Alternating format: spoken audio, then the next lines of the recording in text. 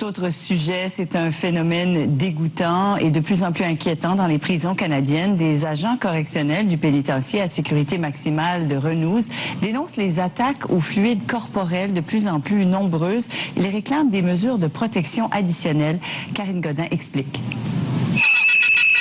Ces agents correctionnels ont bravé le froid pour se faire entendre.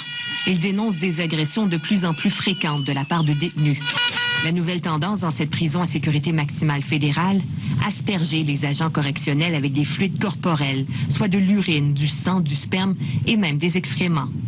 Dans les 4 derniers mois seulement, 6 incidents du genre ont été rapportés à la prison de Renouz. Ça arrive de tout temps dans tous les pénitenciers. Ce sont des choses qui arrivent relativement fréquemment, mais 6 cas dans une période aussi rapprochée, c'est presque du jamais vu. Dans les couloirs du pénitencier, les agents sont inquiets.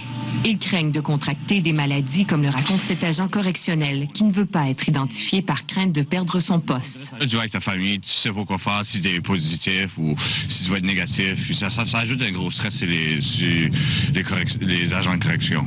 Le syndicat des agents correctionnels du Canada demande depuis longtemps un prélèvement d'échantillons sanguins obligatoire pour les détenus. Une demande qui a toujours été refusée pour des raisons de confidentialité.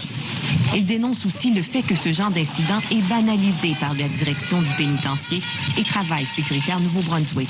Quand les patrons nous disent que c'est normal de se faire lancer de l'urine au visage, c'est un peu frustrant et ça nuit à notre demande pour accident de travail. Oui, il y a un risque. C'est comme un électricien, il y a un risque qu'il se fait électrocuter.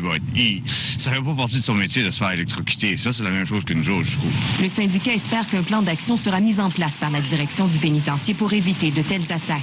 Personne à Service correctionnel Canada n'était disponible pour répondre à nos questions. Ici Karine Godin, Radio-Canada, Renouz.